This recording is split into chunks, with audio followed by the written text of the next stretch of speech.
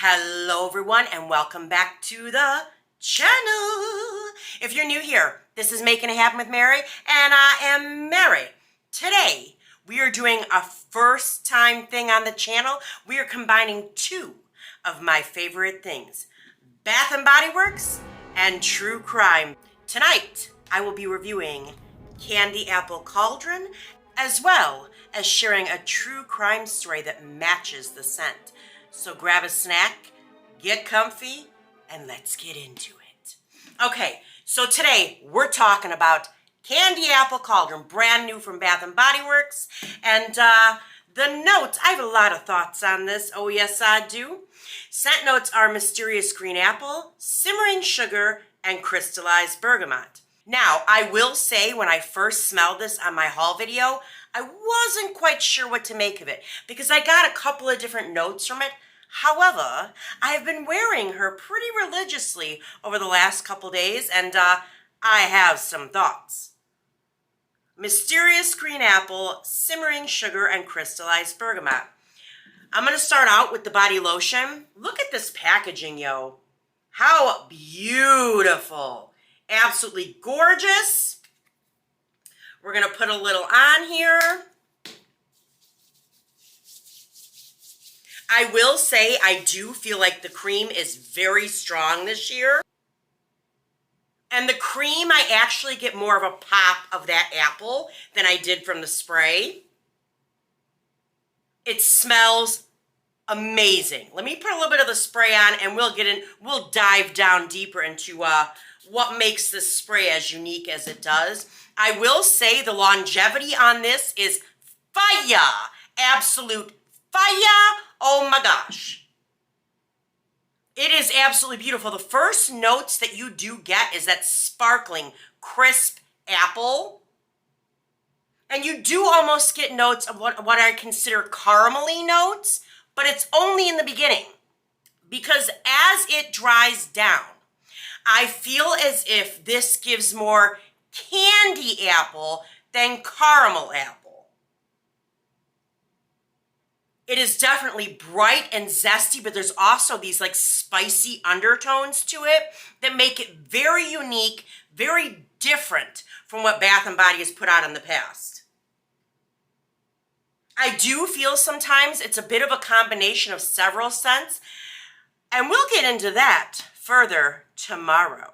Tomorrow I will be doing the official comparison video, so make sure you stay tuned for that. But so far as this scent, my in-depth review of it, it is absolutely amazing. In my opinion, they have not put out anything quite like this ever before. It is absolutely beautiful. And as it's drying down, I'm definitely getting more of that candied apple type of a scent. Again, the longevity on this is fire. Like I got an absolute 6 to 8 hours of wear out of this, wearing both the cream and the body spray. I was very impressed with the quality of this spray. Well, heck, the quality overall with both of them. My God, considering how bad it has been with a lot of scents from Bath & Body Works, I am ecstatic that they've given us one for Halloween that actually lasts. This has staying power. Absolutely beautiful, absolutely beautiful. This scent is perfect for those cool autumn days when you want to feel cozy, but also a little mysterious. Speaking of dark, I have a true crime story for you that completely captures the essence of Candy Apple Cauldron. So let's dim the lights and get into it. It's the story of Belle Gunness, one of America's most notorious female serial killers. And trust me, her tale is as sinister as it gets. Belle Gunness was born in Norway in 1859, immigrated to the United States in 1881.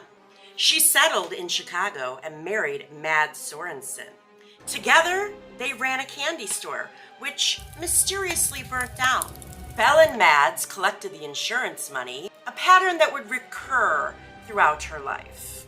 Now, in 1900, Belle's husband, Mads, he died under mysterious circumstances. Belle claimed he had died of a heart attack, but there were signs that Mads had been poisoned. Conveniently, Belle had taken out 2 life insurance policies on dear old Mads, which overlapped on the day of his death. She collected a substantial amount of money, moved to LaPorte, Indiana, and bought a farm. In LaPorte, Belle married another man, Peter Gunness, who also met a mysterious end. Peter died from a blow to the head, which Belle claimed was an accident involving a meat grinder. Despite the suspicious nature of his death, Belle still collected that insurance policy. But Belle didn't stop there. She began placing personal ads in newspapers, seeking wealthy suitors across the country. Men from everywhere came to her farm, lured by promises of love and a prosperous future, might I add. Once they arrived, Belle would drug them, kill them, dismember them, and then dispose of their bodies. Often she would burn them or even bury them around her farm, and sometimes she'd even feed them to the hogs. Belle's farm completely became a graveyard. Her crimes went unnoticed for years, and she continued to collect life insurance policies on all of these mysterious men who just were visiting her farm. Not to mention, she would steal their money and personal belongings. Now, her reign of terror, it ended in 1908. There was a mysterious fire at the Gunness farm. In the ruins, authorities discovered not only the bodies of her adopted children from Peter Gunness, but they also found the remains of a headless woman who they initially believed to be Belle Gunness. However, many over time believed that Belle actually faked her death because the body they found was shorter than Belle and much lighter than Belle. See, Belle was a robust woman, a very curvy girl, and the body found was definitely not that. Now, you might be asking, well, why couldn't they just identify by dental remains? There was no head. No head. The head was missing of the body of Belle Gunness. During this investigation, authorities found over 40 victims disposed of and buried on the Gunness farm. Her crimes shocked the nation. It just revealed the brutality and the extent of her cunning. Her story remains one of the most chilling tales in true crime. It's a reminder of how something seemingly sweet can hide a truly sinister core. It's fascinating how scents can evoke such a strong imagery and emotions. Candy apple cauldron may seem sweet and harmless at first, but its deeper, spicier notes remind us that there can be more beneath the surface. Just like Belle Gunness' seemingly charming facade hid a dark and deadly secret. Well, everyone, that was it for our first Bath & Body Works review and true crime combination. Let me know what you thought in the comments below. I'm definitely very curious to see if this is something we will continue to do on the channel. And also let me know what true crime stories you maybe would like to hear more about. As for me, Candy Apple Cauldron is definitely staying in my collection because it's the perfect reminder that even the sweetest things can have a dark side.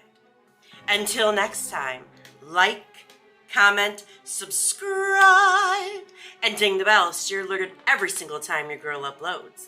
And stay safe out there, everyone.